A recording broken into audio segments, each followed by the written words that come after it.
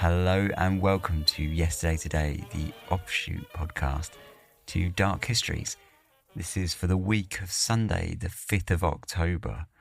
We just jump straight in. Last time, in the last episode, we spoke quite a bit about Jack the Ripper. Obviously, right now, in 1888, we had all the Jack the Ripper kerfuffle was happening.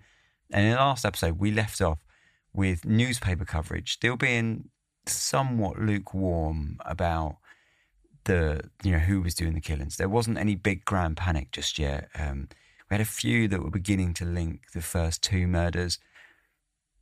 But since then, we've had the notorious double event where Elizabeth Stride and Catherine Eddowes were both murdered. That happened on the 30th of September, so we just miss it this week. But we also got the infamous letters that were signed by Jack the Ripper, and so Jack the Ripper, the name was out there, and now the police and the press were both starting to link all the murders together, and the panic was in full swing. Rather than me fill you in, though, I mean, I pretty much did just fill you in there, but here's a piece that I think and gives a good overview of what was happening from the 5th of October in 1888. This is from the Pall Mall Gazette, and like I say, I think it gives you a good overview of the last murders on the 30th and how the public was feeling. It says, Whitechapel. Matters stand now so far as the East End murderer is concerned just where they did on Sunday last, and it's safe to state that not the faintest evidence is likely to lead to detection and arrest, and no arrest has yet been forthcoming. There is one person in custody at the present moment. The number of detectives on duty in the Whitechapel district last night was as large as ever, and there were also about 50 working men on voluntary patrol duty, most of whom remained in the streets until daylight. The local vigilance committees have charge of this movement, and they hope to arrange matters so that no man shall be required to give more than one night per week to the work. A man has been arrested at Tiptree Heath on suspicion of being concerned in the Whitechapel murders. He was met by Police Sergeant Creswell, of whom he asks alms. He objected to be searched and insisted on keeping his hand in his pocket. He was taken to Kelvedon, and it was seen that the appearance of the man answered to the description circulated by the Metropolitan Police of the Whitechapel murderer in almost every particular. He was detained in custody. Early this morning, a man was found wandering through the streets of Whitechapel, and his movements being suspicious and his replies unsatisfactory, he was taken into custody. On being searched at the police station, a bayonet was found upon him. Inquiries by the police, however, showed plainly that he could have no connection with the crime, and he was released. In connection with the Mitre Square murder, it may be mentioned that the foreman of the sewer hands, who are engaged in Aldgate in sweeping the streets and clearing away the refuse, etc., in the early hours of the morning, has stated most positively that at the time when the murder is supposed to have been perpetrated, he was standing not more than 20 yards away from the spot where the body was subsequently found by the constable and himself. He states emphatically that he had never heard any woman's cries for help, nor did any sounds of a struggle reach his ear. Another sister of Catherine Eddowes has been found by the police and has also identified the body, notwithstanding its mutilated condition. She saw it yesterday and at once recognised it. She is a married woman and lives in the south of London. Okay, so first and foremost, that's a piece from the Pall Mall Gazette on the 5th of October, and it basically fills you in with what's been happening in the whole other week. Essentially, the police were arresting anyone and everyone. But first and foremost, I want to talk about what the man was doing, walking around the streets during the time of Jack the Ripper, right in the middle of the panic, with a bayonet in his pocket. I mean, it turns out that obviously he had an alibi. I mean, I want to know what the police were doing, letting him go for anyway. You're just a man walking around the streets with a bayonet. Oh yeah, don't worry about it. No worries. You go right on. That sounds wrong to me.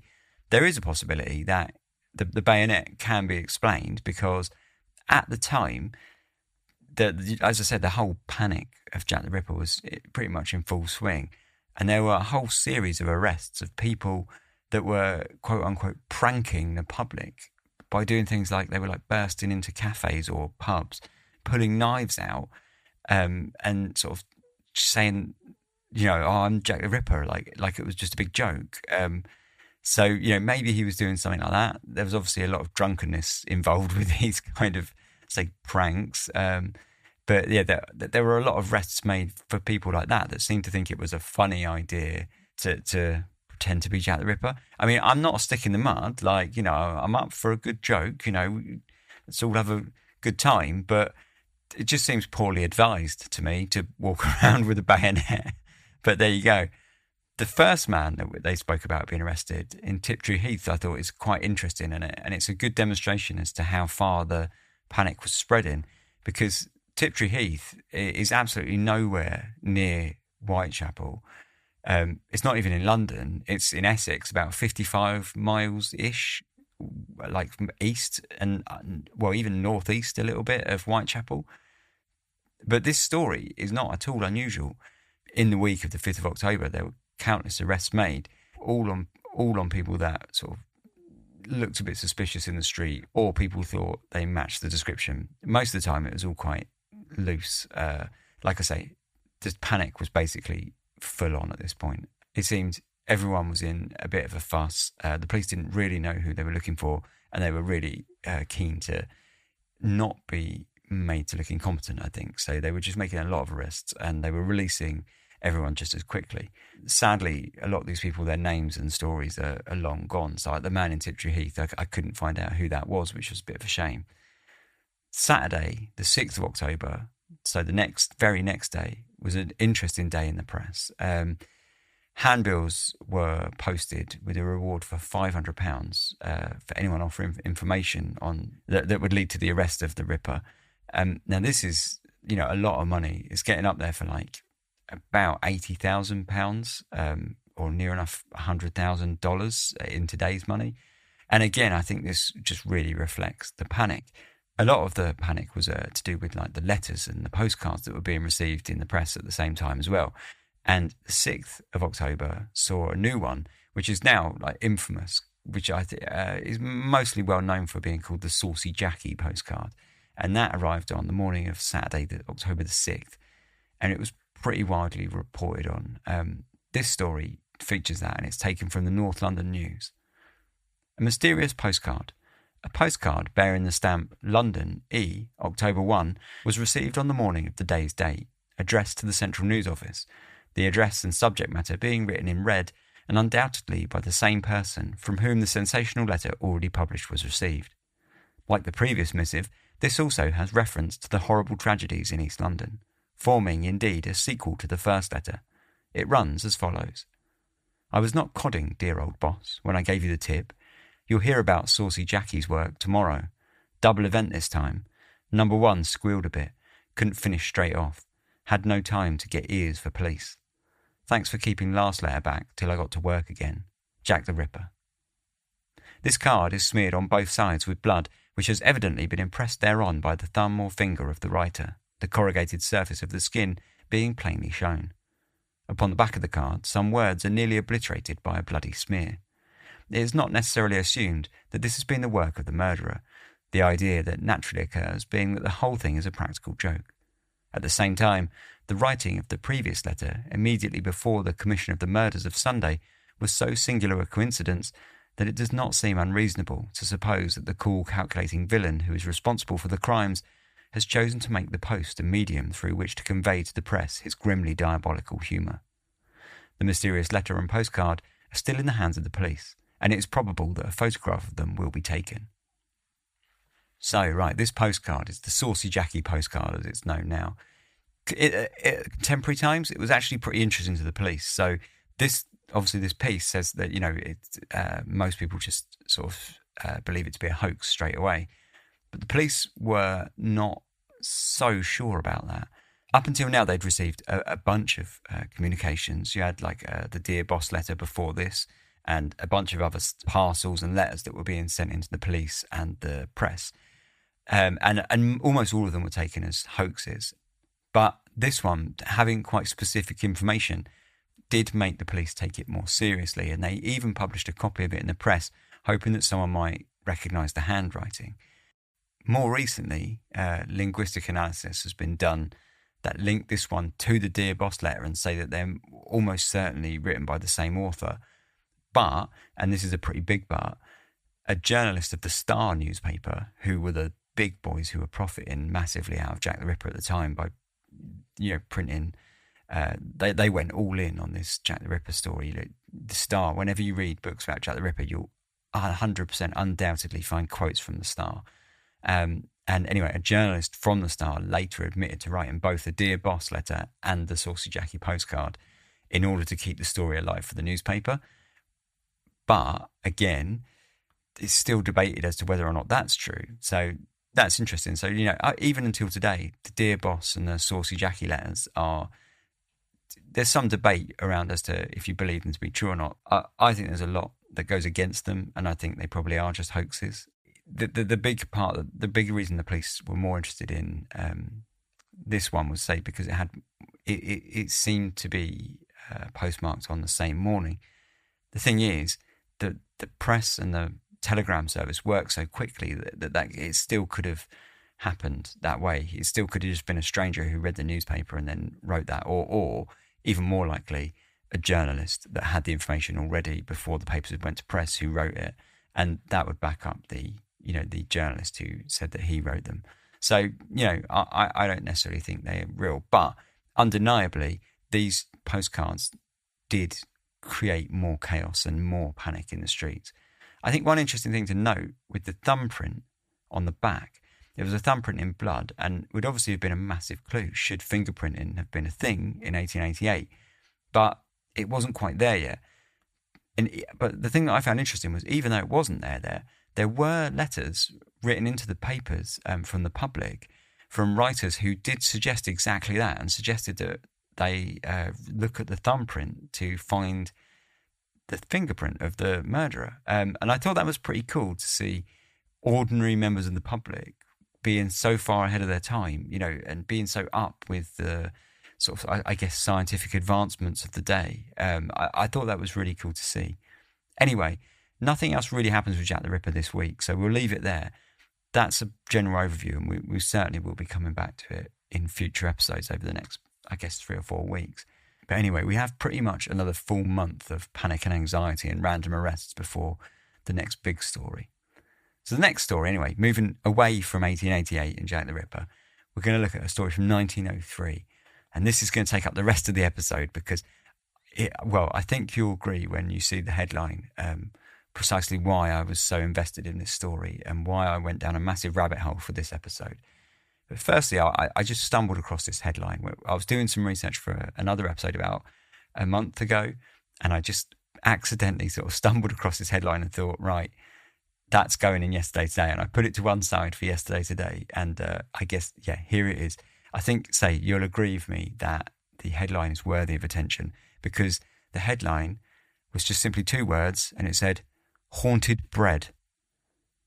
And it was a story from the Whole Daily News on Friday the 9th of October, 1903. And it reads, Haunted Bread, result of the casket test, seen at the news office. The experiment, which has been carried out at Rake's Farm, Bishop Burton, by the Daily News and a whole tradesman with a view to solving the bread mystery, was completed today, when the encased loaf, together with the ordinary loaf and the cheesecake, were conveyed to Hull. Before taking the bread and pastry away from the farm, the news representative thanked Mr. and Mrs. Webster for having allowed the test to be made and for the assistance they had given in the carrying out of the experiment. The ordinary loaf, which had been placed in a covered pantheon, had greatly diminished in size and appeared to have decayed. The cheesecake was intact.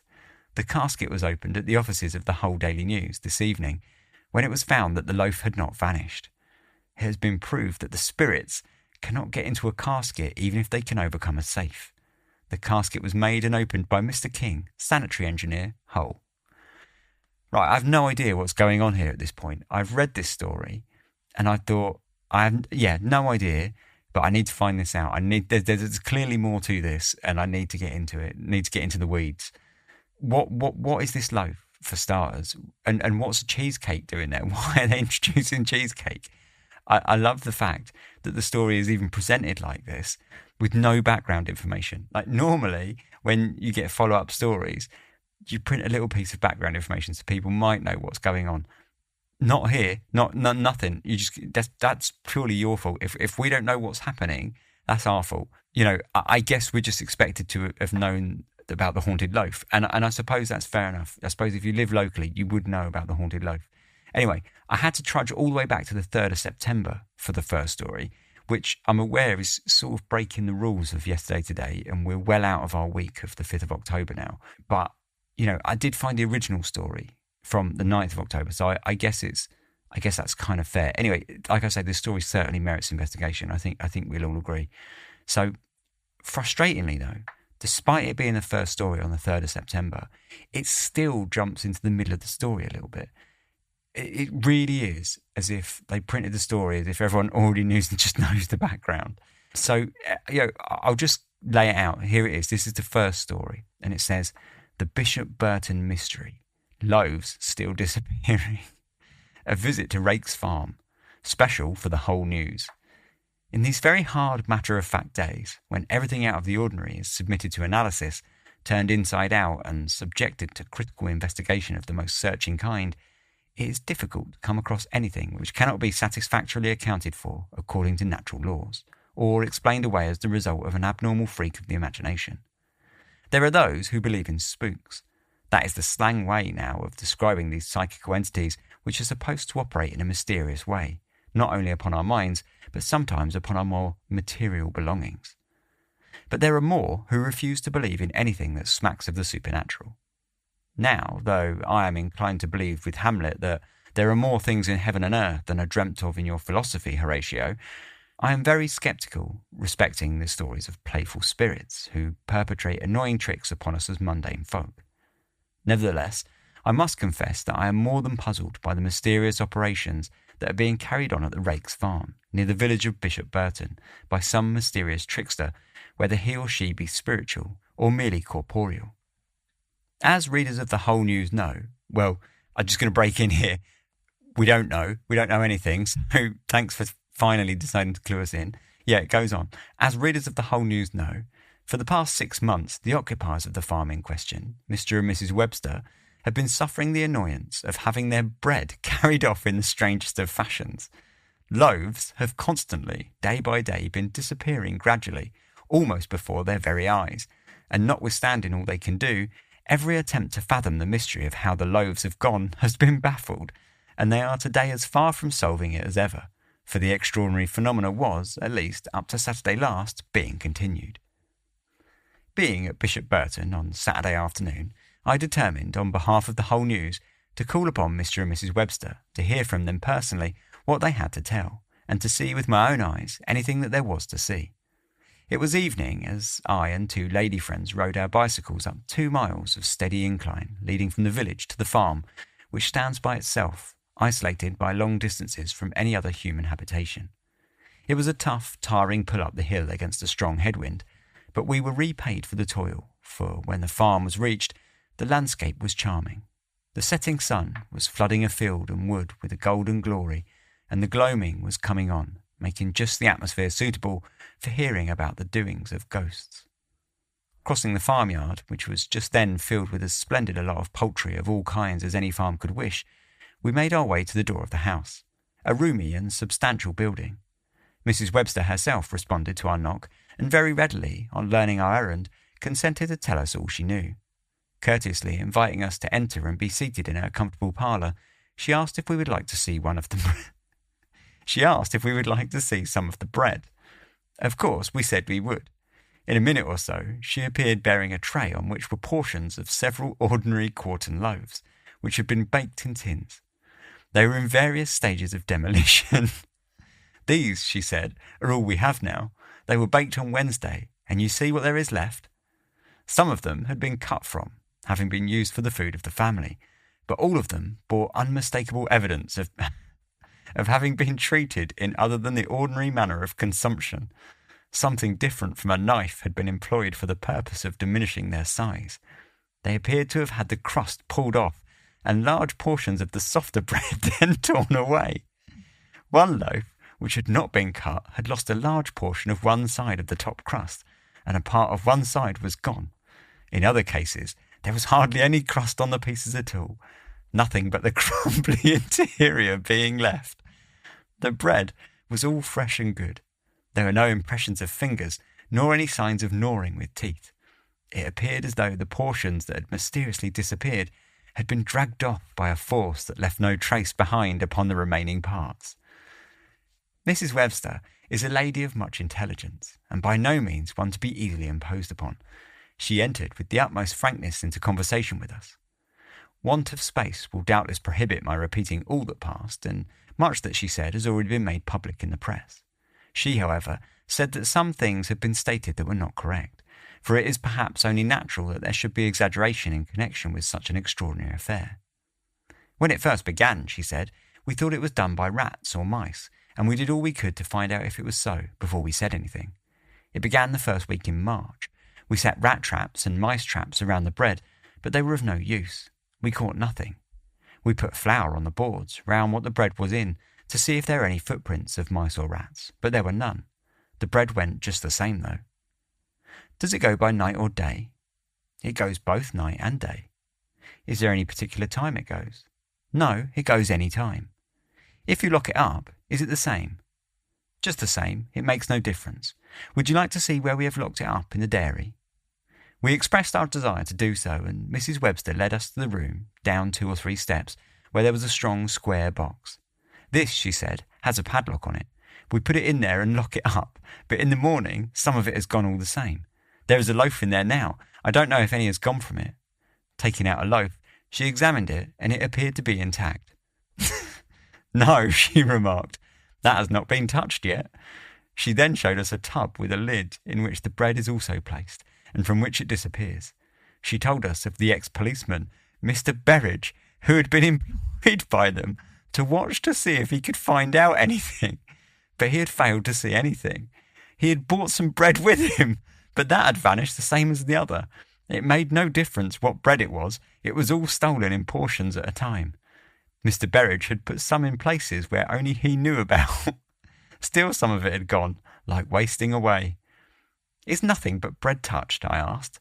No, nothing but bread. Everything else is left alone. If you left the bread alone and did not use any of it, would the whole of it entirely disappear? Yes, in time. It doesn't all go at once. Are there no traces? No crumbs dropped? No, nothing at all. Then is it as though it disappears? Yes, we never see any trace of it after it's gone. Some of the loaves are stripped in a very particular way. Have you ever seen any of it actually in the act of disappearing from the loaf? No, I have not. Has anyone?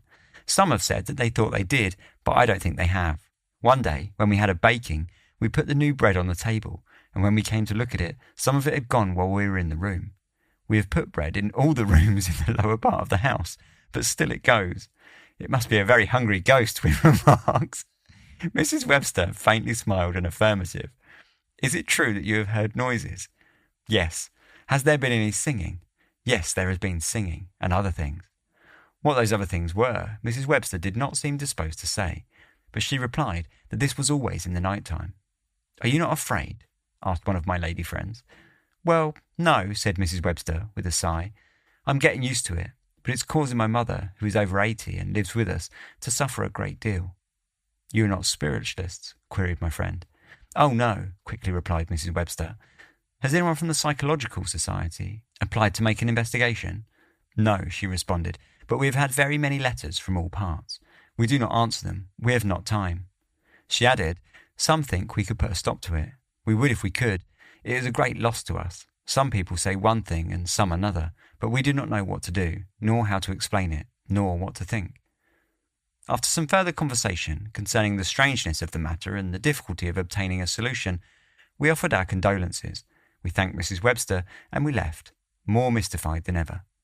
I should state that the Websters are no gainers by people calling upon them, for Mrs. Webster receives nothing from her inquisitive visitors, to whom she is most courteous, nor will they sell any of the bread, so that there can be no suspicion that they are making money by the affair. The villagers of Bishop Burton have nothing but kind things to say of the Websters, and thoroughly believe the bread disappears by unseen hands, though they can offer no clue to the mystery, and neither can I. Okay, so we do get a fair bit of our backstory fleshed out there. We've got Mr. and Mrs. Webster, who have been losing their bread for some time, which explains how, I guess, everyone in the village obviously knows all about it by now. I'm definitely beginning to think this is the 1903 version of aliens turned my son into a fish finger or something like that from the Daily Sport. There was another piece in the whole news a month later. The story certainly doesn't finish here on the 3rd of October, but it largely repeated this story until the last sentence when we got a new little tidbit. It was Mr. Webster saying anyone was at liberty to make what test they liked, which I guess must have paved the way for our original story, where we seem to have learnt that this hungry ghost has no palate for cheesecakes and apparently couldn't get into a chest that was made by a local. Now, naturally, this story did inspire quite a lot of communication to and from the newspaper from the public. And we got this little gem from a gent who thought that he might have had an idea as to how it was all happening. And he said, "Haunted bread, a miller's theories and suggestions. Is it the work of microbes?" A miller writes as follows on the subject of the haunted bread. "I have read with pleasure the interesting reports which have appeared in the whole Daily News under the above title, and also been interested in the experiment that you have recently tried. The result is what I expected. The loaf in the casket remains intact, the one exposed disappearing in the same manner as the majority. Being native of this particular village, and also an ever-interested reader of anything in connection with bread, being in the milling trade, I have given careful study to this matter, and fully convinced, if proper means are made to do so, the mystery to be cleared." So I'm not going to read everything that he goes on, because that's a long piece, and he goes on to write a big long letter over what he thinks is going on. And you don't need to be listening to more of this. We've already given far too much time to this bread shenanigans. Basically, the long and the short of it is that he believes that everything is microbes. Now, he says this is proven by the fact that the bread in the casket didn't vanish, since it was covered and sealed off from the air, which would have been carrying these mystery bread demolishing bacteria that he suggests was happening. It seems his miracles of science were never tested, though. His theory was chucked out there, but I don't think it was ever really tested. Eventually, it took about a month, but the Webster family did actually fully leave the farm. So I've been certainly laughing along with this story up until now, but there was obviously something to it, because the Webster family did leave the farm, and they cited the bread for their reason for moving, the disappearing bread. There were a few other stories, all with equally humorous headlines, like "bread disappearing faster than ever." But the final story comes on Thursday, the 26th of November. So again, we're way out of our designated week. But, when you get a story like this, you have to follow it to the end. So I apologise for that. But this story, the final story, goes like this. The bread mystery. The mystery of disappearing bread at Rake's Farm, Bishop Burton, promises to become even more mysterious. Yesterday, a whole Daily News representative went over to the farm to ascertain whether the change of tenancy had had any effect on the bread mystery. He was referred to Mr. Fisher, the tenant of the farm, but could get no answer as to whether or not the loaves continued to dwindle away. The problem, which puzzled people for months, is now likely to be hushed up. So there we have it. The great disappearing bread conspiracy of 1903 concludes with a big cover-up.